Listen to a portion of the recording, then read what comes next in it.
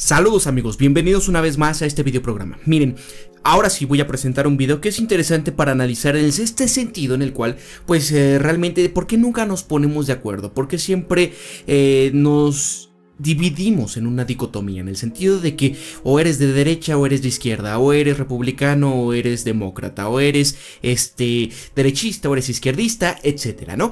Porque siempre nos fijamos pues en aquello que para nosotros es lo correcto y tratamos de evadir toda la realidad respecto a aquello que no concuerda con nuestra percepción.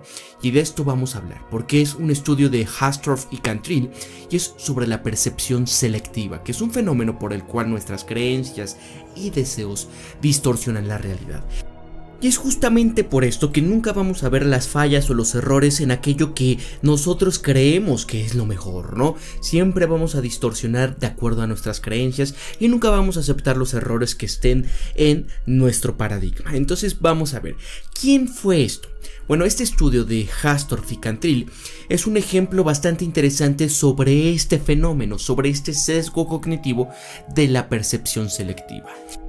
Este experimento lo realizó Albert Hastorf y Hadley Cantrill. Se publicó en la revista de Psicopatología y Psicología Social en 1954. Fue justamente este estudio el que ayudó a corroborar la teoría que posteriormente sería de la percepción selectiva. Entonces pongan mucha atención porque se van a dar cuenta de varias cosas que pasan y sobre todo, ¿no? Si estás viviendo en algún país en donde hay muchos pleitos políticos, pues vas a darte cuenta por qué a veces, aunque muchos te señalen de los errores de aquella ideología o de aquel partido o por lo general de aquella figura política, que siempre te dicen, oye, es que es esto. ¿Sabes por qué nunca te das cuenta? Pues es por esto, por esta percepción selectiva, este sesgo cognitivo que es, por así decirlo, un fallo de nuestro pensamiento. Aquí es cuando le damos bastante importancia nada más a los hechos o palabras que ratifican nuestros deseos o creencias, pero dentro de esto vamos a ignorar todo aquello que contradice lo que creemos. Todo aquello que ponga en entredicho o en tela de juicio todas nuestras creencias. Entonces aquí es cuando decimos, no, espera, eso yo no lo creo, esto no es posible. Pero bueno, vamos a ver los antecedentes del estudio de Hastorf y Cantrill. Aquí fue en un partido de rugby que tuvo lugar en 1951. Aquí se enfrentaron dos de los principales clubes de rugby de Estados Unidos y que eran los Indios de Dartmouth y los Tigres de Princeton. Este fue un juego verdaderamente controvertido donde despertó todos los ánimos de la gente derivado de la gran cantidad de faules y pues realmente fue un partidazo. Entonces aquí lo destacado de este juego fue el hecho de que el jugador más importante de Princeton, por ejemplo, tuvo que retirarse porque le rompieron el tabique.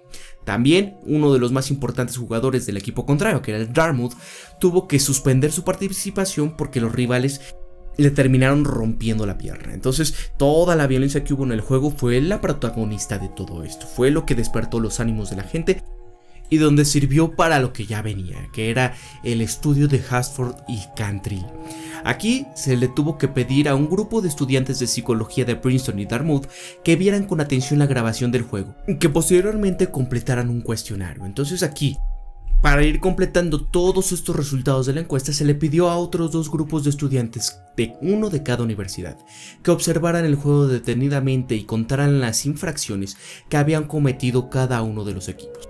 Al final, como ya lo habían esperado los investigadores, ¿no? Las respuestas fueron bastante variadas entre sí. Por ejemplo, de las preguntas que se referían a cuál de los dos equipos había iniciado toda esta violencia, el 86% de los estudiantes de Princeton dijeron, bueno, los de Dartmouth fueron los que comenzaron. Pero a su vez, por ejemplo, el 53% de los estudiantes de Dartmouth dijeron que habían sido ambos equipos a la vez cuando habían comenzado todo esto. Lo interesante de esto es que solo el 42% de los estudiantes de Dartmouth consideró que el juego había sido rudo y sucio. El 93% de los encuestados de Princeton hizo dicha valoración. En cuanto a la cantidad de faltas, los estudiantes de Princeton estimaron que Dartmouth había violado el doble de veces las reglas del otro equipo, y los de Dartmouth hicieron una valoración opuesta, aunque no tan radical. Y aquí vamos a estas conclusiones, esta percepción selectiva, porque en este estudio de Hartford y Cantrell sirve para probar que efectivamente cada uno ve lo que quiere ver, en línea con sus deseos y sus intereses. Y es lo que me ha pasado aquí, ¿no? En este canal en el cual, pues cuando doy una opinión y demás, mucha gente ni siquiera está escuchando mi videoprograma, no ve el mensaje, no sabe leer entre líneas y simplemente están queriendo ver aquello que ellos creen o quieren ver. Leen el titular y se dejan guiar por eso, ¿no? Por ejemplo, hice un videoprograma sobre el código que me habían pedido. Oye, Pablo, háblanos por favor de un tema de los que sueles hablar, pero de forma positiva, ¿no? Porque había estado tomando muchos temas y me había concentrado solo en lo negativo. Entonces tomé el tema y sabía que iba a pasar esto, el tema del CODI, que lado positivo, y pongo entre comillas, ¿no? Porque al día siguiente hice verdaderamente lo que va a pasar, ¿no? Bueno, yo creo que más del 80 o el 90% de los comentarios eran bastante negativos respecto a estos, y quizás como un 20 o un 30% de las personas estaban: Pablo, te vendiste, Pablo, no es posible, qué decepción, etcétera, etcétera. Es decir, no escucharon ni siquiera, por ejemplo, mi introducción. ¿Qué era esto? Es un videoprograma donde solamente, y ojo, remarco las palabras para hacer este énfasis y pongo en comillas, ¿no?, de lo positivo de este tema. Si es que hay algo positivo, ¿no? Simplemente en el sentido de lo que la teoría debería de decir. Pero como dice esta percepción selectiva, la gente solo ve, solo escucha aquello que quiere oír. Entonces, si ya de por sí traen un sesgo, ya de por sí traen una preconcepción de lo que significa el dinero en efectivo, y porque todos sabemos a qué nos estamos refiriendo, ¿no? A mayor vigilancia, a mayores restricciones, a menor libertad, etcétera. Y ya con esto, no importa, no van a escuchar nada, no van a querer entender nada, o sea, simplemente por este sesgo cognitivo que ya van teniendo, esta preconcepción de lo que es malo, y simplemente van a intentar entablar una conversación, pero que vaya con lo de ellos. Lo demás no interesa.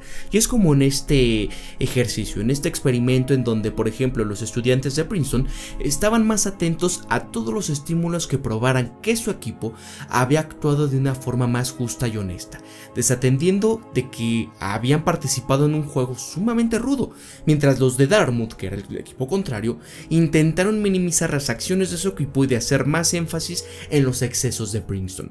Aquí, por ejemplo, podíamos ver que no podían algunos sostener su tesis, llegando a decir que, por ejemplo, este video había sido trucado, que no correspondía con aquello que en verdad había ocurrido o de aquello que ellos recordaban, ¿no? Una especie de efecto Mandela, en donde ellos decían: no es posible, ¿no?